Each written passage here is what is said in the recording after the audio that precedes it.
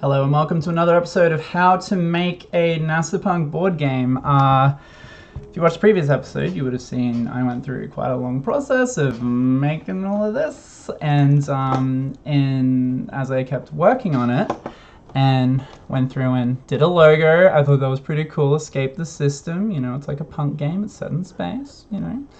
All the elements, all the mechanics. I even did up a whole thing about like settling different planets and doing all this kind of stuff. Did up cards for everyone. I realized that I was missing the whole point of what a something punk game is. You know, it's not just about going out and settling the system or whatever, and in essence building the structure of civilization for your own benefit, like a cyberpunk or dieselpunk or whatever game. It's more than an aesthetic. It should be about, I don't know, just something else, like getting out of either dismantling or rebelling against or crushing a system that you don't like. So in that vein, a lot of the design is going to change, but I think it's going to be a better game in the end anyway. Before I get into the next step of this process, which is a redesign, which happens quite a lot. Thank you so much to all my patrons, Patreon supporters. We're up to 23 people in the community now, which is amazing, and it's actually allowed me to finish the website for Guildmaster Games, which is my more professional, not more professional, but my operating thing, I guess. So, we're all part of a guild here, is what I would like to phrase it as, which is pretty dorky. We've got the games up by all of the collaborators, and my intention is to have everyone and their upcoming projects up on this section of the site, where you can give everyone little titles and ranks, because I thought it was kind of fun. The intention is that you can tell if someone's like what people have done and reach out to them for advice, and that's what I'm really keen to do. I also have another secret project in the works that I'm looking for a writer for, so let me know. But yeah, with links to their projects and just having a central source for information.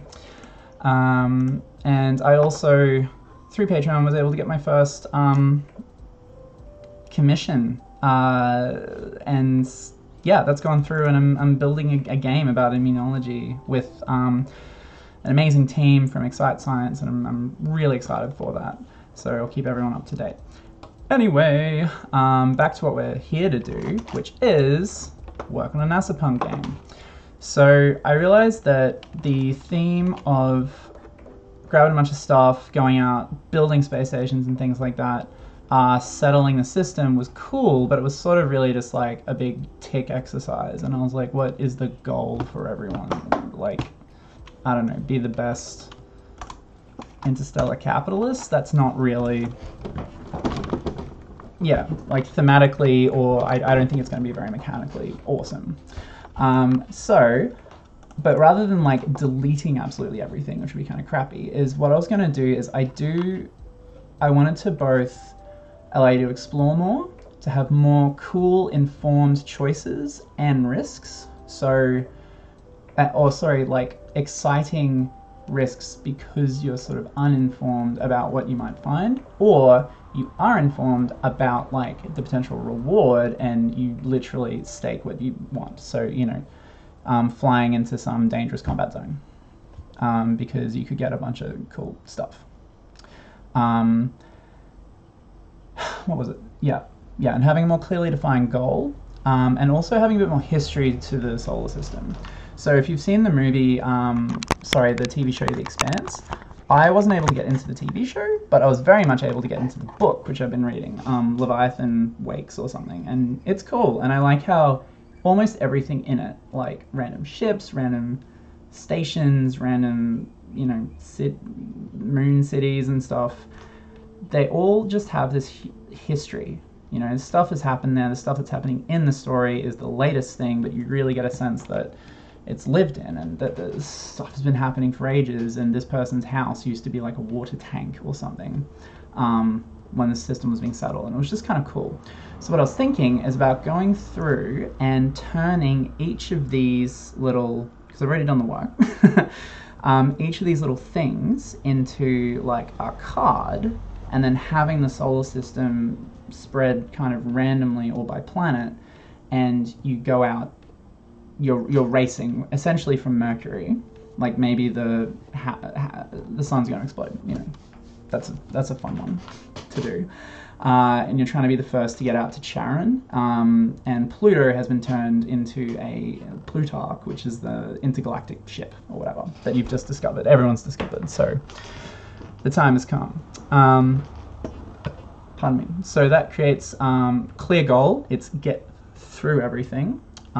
It creates replayability because, you know, in a race to the edge of the solar system, you're not going to want to explore 50 tiles or whatever. Maybe you will, maybe that's your goal, and that's also cool. And you also play again so you can find stuff that you haven't seen before, and has that competitive aspect, but also opportunities for like trading and interacting with somehow with NPCs. I don't know, I'm going to get into that. So this is post brainwave. I realized this wasn't working like last week, like 7 full days ago, because the vibe was off, and it's been clicking away in the back of my mind, and I'm in a space today where I can go, yep, all right, I'm gonna sit down and work on it. So first, I am gonna keep the like colonists and officers and ship bits and pieces and things like that, because one of the things that I wanted to do, or that is part of being a patron, is you are in the game in some way. So as a character, with like your faces in the game, which is going to be fun. So there'll be like officers, and there's also crew who are named, but not necessarily. Yeah, like it's a lot of photos to get from a lot of people. So this is what we're going to be doing. But yeah, I don't want to throw away all of the progress I've made, because that would just be awful. So what I'm going to do is sketch a basic idea for how I want the solar system to work. And then I am going to just build a bit of a rough draft. These videos have also been pretty long, so I'm kind of like, all right, I'll try and cut it down and make it more relevant, and tell you in general like what I'm going to be doing even when the camera goes off, and then update everyone sort of in a future video. So here's the idea. Each planet will have its own little mini deck. So how many planets are there? 1, 2, 3, 4, 5, 6, 7, 8, 9. 9. So yeah, and the standard deck size is 54. And it's, even though it's a print and play game, it's worth thinking about these things, because you can sort of go like, fuck, what am I trying to say? If there's a chance that any game that you make or draft or whatever will end up being something cool and taking off, and the easier it can then be transported into a physical product, like that's cool, you know what I mean? Any idea can potentially become a thing, and something with this kind of logo, I think it's going to be pretty popular. Escape the system. We have to make sure it actually, you know, is like that. Anyway, so what I'd like to do is have each planet will have a small deck of cards, and you draw maybe like 5 for each one. One of them will just be the planet in the center, and you can fly through that in orbit if you just want to like beam it straight to the end. But also there is the opportunity to make choices and get resources and do that kind of thing. So what I'm gonna do, and the cool thing about using decks of cards is that it's easy to cut up, it's easy to print, it's easy to etc, etc. And it's easy to design on a computer, which is in Canva, which is another consideration. And square cards are pretty popular. So there we go, so there's 5. And I'm gonna do, because there's 9 planets, 3 of these sheets. Oh shit, I have to make sure that I can get the backs of the cards. Nope, that's too complicated. So let's just keep going. So this will be Mercury and all of its little kind of planets. This one will be Venus, and this one will be Earth. Okay, and we can find the little images. Consistency is really good, but because it's like a first stage prototype, you can mess around a little bit. Like that looks sort of like Venus, maybe Uranus. I can change it later. I'm gonna make these smaller as well because I would like the sizes to be like relatively, Jupiter's gonna be big, so we'll make these a little bit smaller. And there's less ink you have to pay for an Earth cartoon. There we go, that's nice. I'd like to use the little smiley happy one, but we are going for a bit of a punk aesthetic, so. Cool, great. And I was going for this aesthetic where it's like trying to make it look like a clunky alien-esque like data readout where it's like, which is sort of working. But I don't know. We'll see. We'll see because it clashes with the rest of the icons, and I could make them kind of messed up and stuff like that. But then it's really hard to tell what they are, and that's not the point of iconography. It's meant to make it easier. So we'll see. For a lot of folks, it's going to be black and white anyway. So we'll just keep going. I say that a lot. When in doubt, just keep designing. Okay, and so we've got these things now, and while you're playing, these will be face down, so you won't see these sides with the information on it necessarily. And then you'll sort of hop from planet to planet out towards the edge of the system, making choices along the way. So to create a sense of discovery, it's good to have information that's hidden that you can reveal as you move through the game with like actions, like movement reveals a new tile, and also possibly one where you can do like a action versus risk assessment where you can actually like scan the space before you move into it. And having those basic abilities will allow us to have different specialties as well. So maybe some people can move faster, some people can scan more, some people get free scan, stuff like that to anticipate, and other people just go like, so sense of danger is good. And what I'm gonna do is, I guess I'll have 4 options actually, because that's sort of how it seems to be going, and we can expand on that later if we want. But in terms of variety, I think it would be good to have one of each type of interaction that we'd like in the game on each like orbit, if that makes sense. So what are the interactions we want in the game? So to cover a bit of a broad kind of set of interactions, I'd like one where it's like force, so that's about combat. You want to have people or ships where you have a lot of defenses or offensive weaponry and stuff like that, and abilities that facilitate that kind of gameplay. Something like diplomatic would be cool, or maybe like trade, and it's cool to have something like trade in a game because this is essentially post-apocalypse. You're like racing the edge of the system, maybe there's a fascist government and stuff like that. That should be a card actually. Anyway, so like trading allows you to create like NPC factions that don't have a lot of information, but through the terminology it can be something really cool. So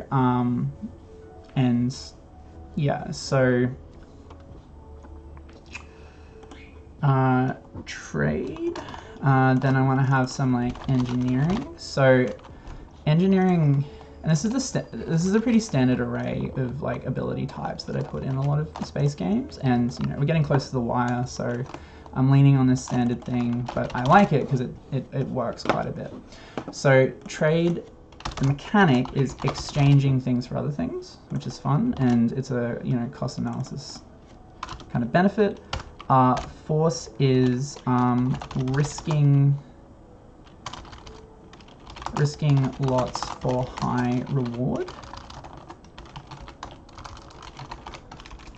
Or sorry, risking damage. And that damage is either to what you can do or your future capacity and health, and also risking your entire ship and stuff like that. So exchanging elements, you know. Engineering, I was thinking, would actually be spending elements to gain advantages. So this would be things like, rather than getting something for something permanent, like exchanging goods, or people or stuff like that, you can spend elements to gain one-off advantages. Sorry. Like you repair a boost array or something, and so you can actually move 2 spaces or skip an orbit or something. Or you can take advantage of an old munitions factory and gain extra weaponry by trading metal or whatever for that. So yeah, like in all games there are economies and currencies, and playing around with those can be really fun. You can tell this is unstructured, but I hope this is all making sense. And then, so that's one-off advantages, and I think science would be cool, because you have scientists on your ships, where you spend elements. So it's sort of a combination of prior ones. You spend elements for a chance of permanent rewards. Okay, and what that means is science will be a thing where it's a little bit risky because you're doing research and you're putting funds and stuff into it. You might have a breakthrough, it's like exciting, but also there's a bit of a cost. So you might spend few elements, because if there's any risk attached to it, you want to, for the enjoyment of the players, like make sure the consequences of taking a chance aren't that bad. Otherwise it gets pretty crappy pretty fast if you're investing a lot of time and stuff into gathering things and then they just vanish because you rolled badly. Whereas engineering should be spending lots of elements to gain one-off advantages. And I think what would be an interesting thing about this idea is also that if sometimes those advantages are like you permanently fix the array so anyone can use it, and you're like, oh, well, I might not want to do that. But then again, like it might be exactly what you need at the time. And because we're doing these decks, we can actually, it should be fairly easy to make sure that we don't, we can place like accelerator things in Mercury's orbit because it's earlier, and we can place things that are more like blocking other people from getting through or something like that later in orbit. Or sorry, further from the sun. And yeah, that would be an interesting, it's all about trades. It's all about trade-offs. Like, can you create interesting situations where the players have to decide if they want to, you know, give a global benefit to every single other player. It's interesting, and yeah, more fun than just like your own ship gets better. It's like you get a big advantage, everyone else does. You have multiple types. So force, trade, engineering, and science. So I would like this as the things, and I was thinking about adding more cards. I think I'll just leave it at this because what the force is can change based on where you are. So I think the force on the Earth, and sort of for that mid-range, probably should be the, because it's a punk game, we want like a slightly fascist government. Or sorry, totalitarian government. Out here might be force, like energy bandits, solar bandits or something. So it is going to be a little bit like silly. I'm not leaning ultra into the like grimdark cyberpunk aesthetic, just because that's not where my brain is today. It could be easily ported over to that, but I think the idea of like solar bandits that fly around and try and steal solar panels, because you would, you're close to the sun, why not? That's what they do. And around Venus, I think because it's closer to Earth, they'd probably be more organized, and they might actually be state funded by a totalitarian government. So they would be like,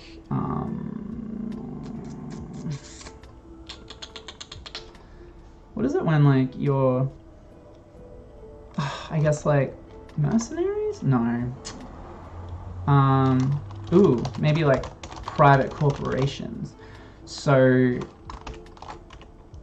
yeah, with security forces. So for some reason, people don't want you going to Venus because there's like dark secrets there.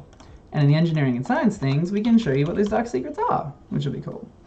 So force and totalitarian government, yeah, they're just like, what the fuck are you doing flying a spaceship around? Where's your permits? No, screw you. Like, you should just die on Mercury or whatever. Trade. Okay, so in terms of them like literally opening fire on you,